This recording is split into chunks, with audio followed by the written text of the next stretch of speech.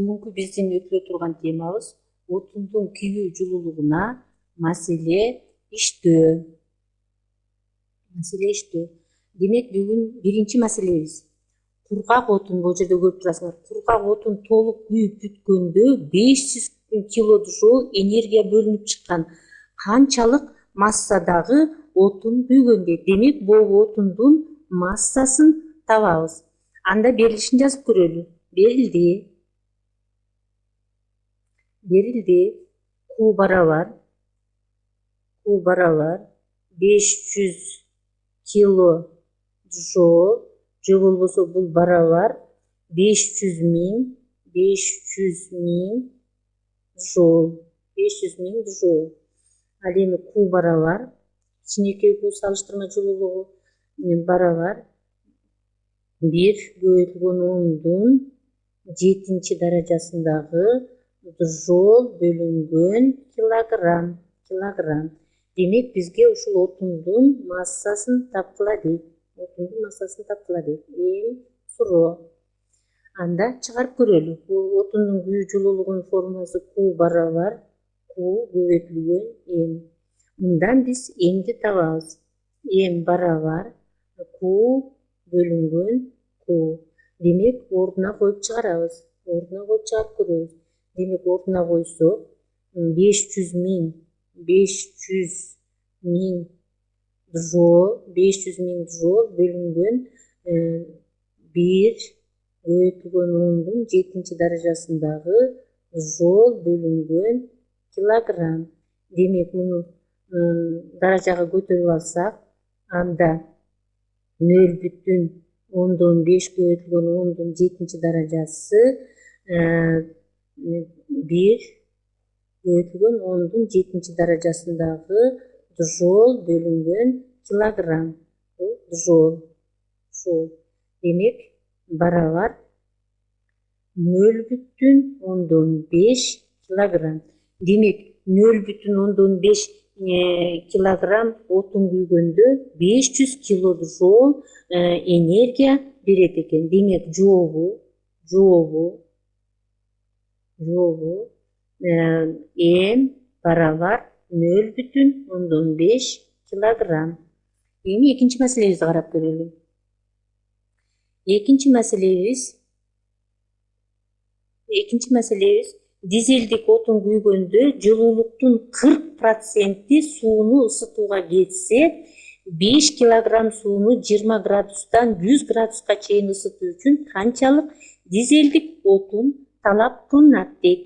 Демек канчалык дизелдик отун талап кылынат дейт 5 килограмм сууну кайнатуу үчүн. Демек анда берилишин жазып көрөлү. Берилди.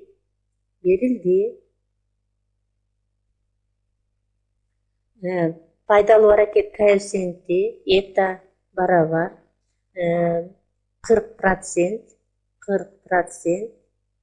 Муну айландырсак 0,14кө барабар.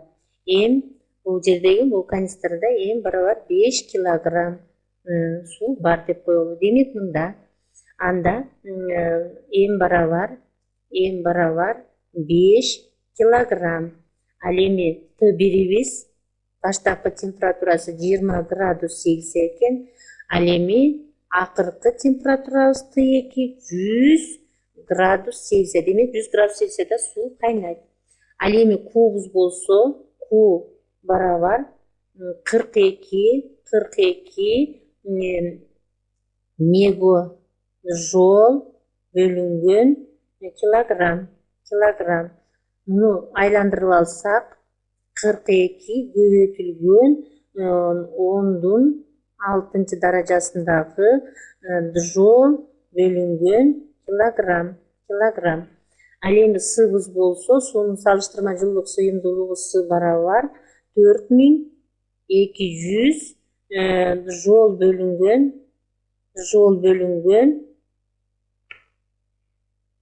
килограмм градус Цельсия.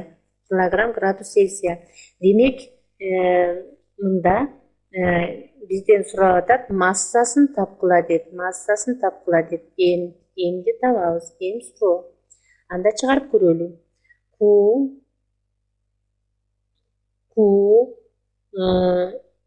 M барабар Q'га деп коелу.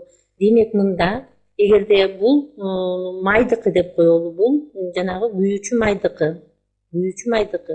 Ал эми суунуку Q барабар S M T2 минус T1. Демек мында пайдалуу аракет коэффициентинде eta барабар Q күйүүчү суунуку, ал эми Q бөлүнгөн майдыкы. Демек мында анда биз этаны тапсак, ордуна койсок, пайдалуу аракет коэффициентин койсок, анда биздин формулабыз Sm T2 минус T1 бөлүмүндө Q көбөйтүлгөн M майдыкы. Демек мындан биз M'ди таба турган болсок, M майдыкы барабар анда Sm T2 минус T1 бөлүмүндө Q eta пайдалуу аракет коэффициенти. Демек бул табылды. Ордуна койсок, анда барабар 4200 суунуку 4200 джоуль бөлүнгөн килограмм градус Цельсия көбөйтүлгөн 5 килограмм. Ал эми биз 100дөн 20 алганда 80 көбөйтүлгөн 80 градус Цельсия бөлүмүндө 42 көбөйтүлгөн 10дун 6 даражасындагы джоуль бөлүнгөн килограмм көбөйтүү пайдалуу аракет коэффициенти 0,4. Демек барабар 0,1 килограмм. Демек 0,1 килограмм дизелдик май күйгөндө 5 килограммдык суу 100 градуска жетип кайнайт экен. Анда жообу. Демек М барабар 0,1 килограмм. Эми биз үчүнчү маселебизди карап көрөлү. Көлөмү 2 литр болгон керосин толук күйгөндө канча жуулук саны бөлүнүп чыгат дейт. Демек анда биз карап көрөлү. Демек момунда 2 литр экен. 2 литр көлөмү 2 литр экен. Демек анда берилишин жазып көрөлү. Берилди. Көлөмү V барабар 0,2 литрибизди айландырсак 0,2 метр куб болот. Ал эми ро тыгыздыгы барабар керосиндики 800 килограмм бөлүнгөн метр куб. Ал эми Q болсо, керосиндин салыштырма күйүү жылуулугу 4,6 көбөйтүлгөн 10дун 7 даражасындагы джоуль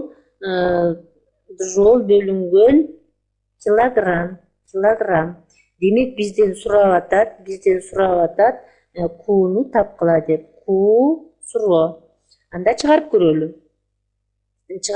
Демек М барабар биз биринчи массасын таап алабыз. М барабар ро көбөйтүлгөн V. Демек анда ордуна койсок, робу 800 килограмм бөлүнгөн метр куб көбөйтөбүз 0,2 метр кубка барабар 1,6 килограмм экен. Демек 2 литрде 1,6 килограмм керосин бар экен. Эми ушул күйгөндө канча жуулук саны бөлүнүп чыгарын табабыз. Анда Q барабар Q көбөйтүлгөн М. Демек ордуна коебуз. массабыз 1,6 килограмм, көбөйтүлгөн кубубуз болсо 4,6 көбөйтүлгөн 10-7 даражасындагы жол бөлүнгөн килограмм барабар 7,136 көбөйтүлгөн 10-7 даражасындагы жол. Демек бул жерде 2 литр керосин күйгөндө 7,136 көбөйтүлгөн 10-7 даражасындагы энергия бөлүнүп чыгат экен. Анда Q барабар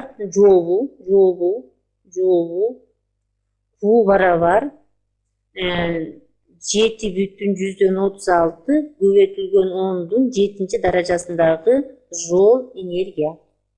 Демек бүгүнкү сабагыбызда биз отундун күйүү жылуулугуна маселе иштедик.